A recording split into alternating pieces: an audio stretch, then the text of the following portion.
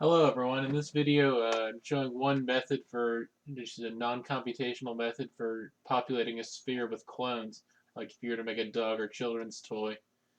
Um, you might consider this kind of a dumb method because well, it's non-computational first of all and doesn't require any scripting, um, but it's easy enough for anybody to grasp, and it's uh,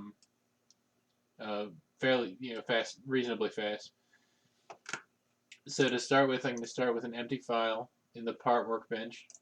I'm going to create a cylinder, or you could do a revolve or anything of your choice, but just for this purpose, I'm going to do 1 millimeter diameter.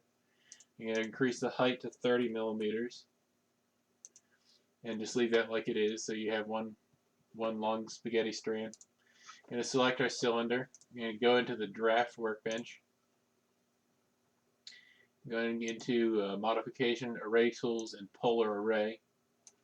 I'm going to change the polar angle to 90 degrees and populate it just for ease of computation to 9, so they'd be 10 degrees apart. Make sure to reset the point and click OK.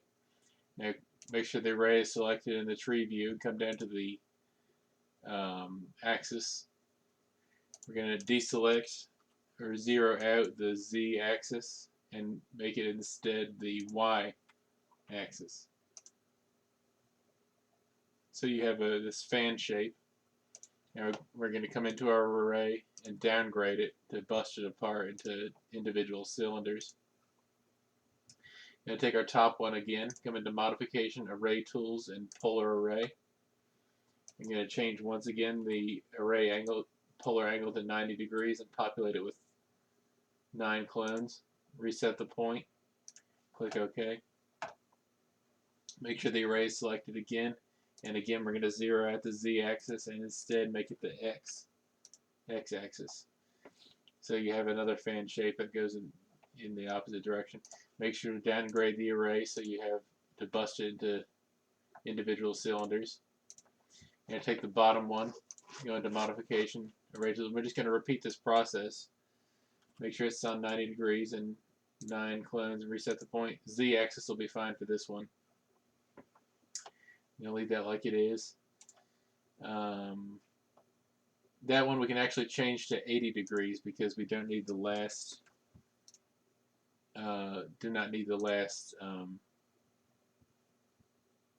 last member of the array. I didn't want to take for some reason. I want 80. There we go. And change it to 8 clones. Perfect. Now once again we bust the array down. Now we'll select this member here and go into modification, array tools, and polar array. We're going to give it 7 this time, or actually 8 I believe. And we're going to do 80 degrees. Make sure to reset the point. Okay.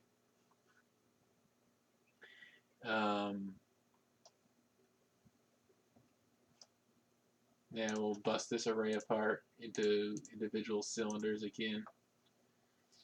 Now click on this one in modification, array tools, polar array, and we're actually not going to use that. We're going to use this unit here, modification, array tools, polar array. Minus 65 degrees is I think what we want here, with probably 6 clones. Reset the point. Coming down to the axis, zero out the Z, change it to Y.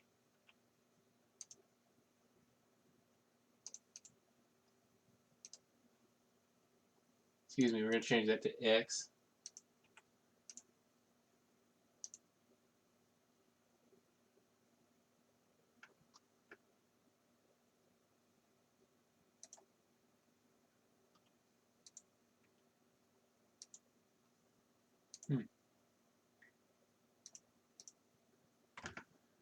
Does not want to play nicely with it for some reason. Oops, we have a We have the wrong task panel selected. Excuse me. Wasn't paying attention. Go into Array Tools. We want the X-axis selected.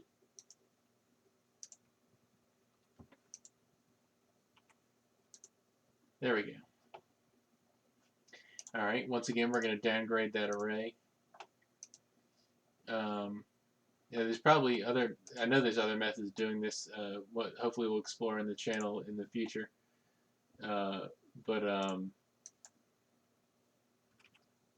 If there's an easier method of doing this exact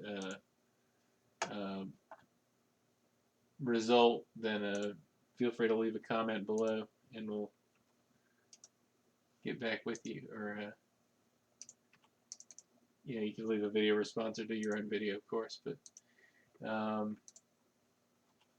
make sure to zero out the X. Yeah, so perfect. Once again, we're going to downgrade that array. And you can see we're just filling in this 90-degree spheroid with clones, which is just a fine method of doing what we're doing. You're minus 45 degrees, and we actually want probably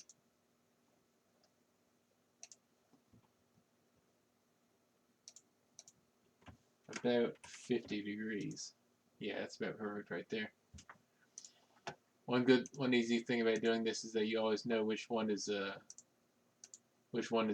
you're working on, because it's the only array in the tree view.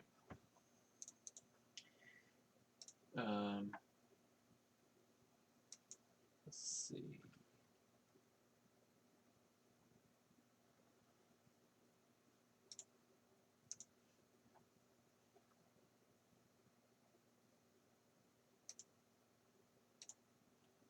Gonna zero that out.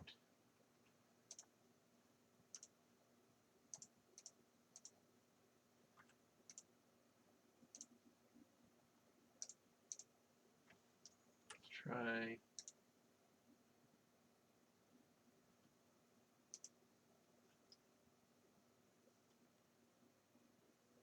That's pretty good right there.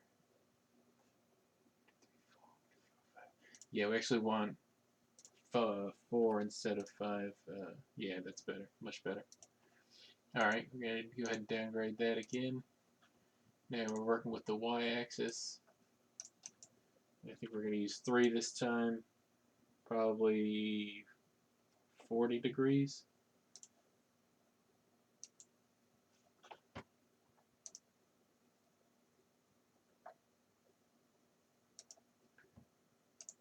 Zero out the z-axis and use instead the y. And the 40 degrees is too much. We actually want probably 30. Nah, 30 is too much also. But if you're not mathematically inclined, which I'm obviously not, then this is a sufficient way of doing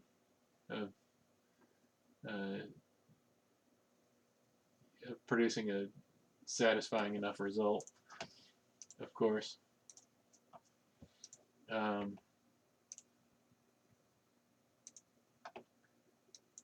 going to do 10 degrees on the last one, or minus 10 with 2 copies, reset the point, and that should get us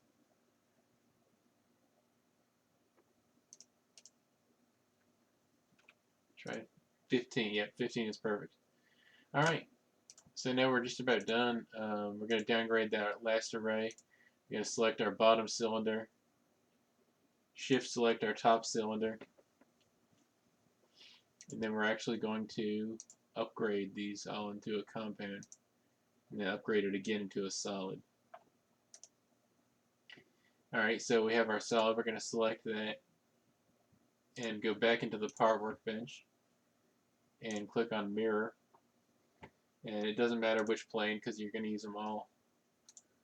And make sure you have both of them selected. Mirror it again. on the next plane, and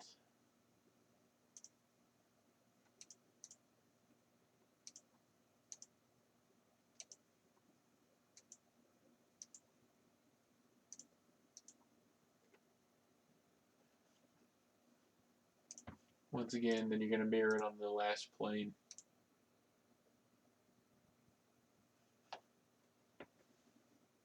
And now we go back into draft.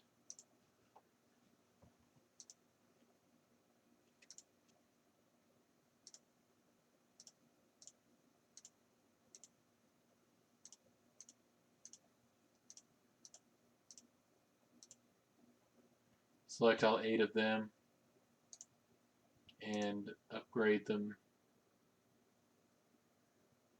into a compound. And then back, and then again into a solid. And you're done. Obviously, if you were going to 3D print this, you would want to add a cylinder in the middle or some sort of structure, probably. Maybe, maybe not. Just for camera purposes, I'll go ahead and do that here. I'll